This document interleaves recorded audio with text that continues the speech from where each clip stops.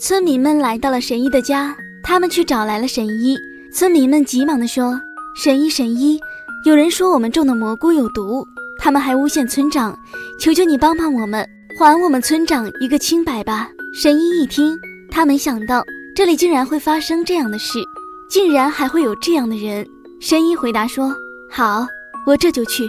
于是神医就简单的收拾了一下，就和村民们一起帮村长去了。过了一会儿，神医和村民们都来到了村长身边，神医在旁边站着看了一会儿，他立马就弄明白了事情的原委。神医想了想，终于想出来了一个好法子。神医转头看着村长，对村长说：他们商人有商人的道理，不就是想买下你们的蘑菇吗？何必这样呢？你把蘑菇卖给他们就是了。村长听了神医的话，虽然极其不情愿，可是对于神医说的话，村长还是非常相信的。于是村长就先把蘑菇给了神医，并让神医帮忙给他们。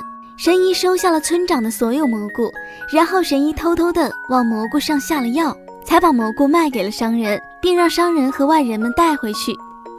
就这样，商人把这些蘑菇带了回去，并在自己的店里卖给了顾客，生意越来越火，买的人也很多，商人从中获得了高价的利润。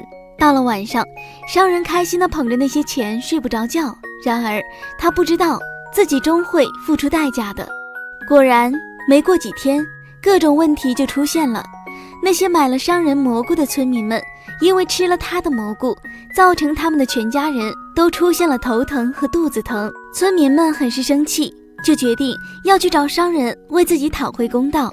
他们就直接打出了8个字的横幅：黑心商人，还我钱来，并挂在商人家的门外面。商人走出家门，他看着那些站在外面在讨着公告的村民们，他为此尝到了恶果，付出了应有的代价。这个故事告诉我们，恶人自有恶报，我们做人要善良，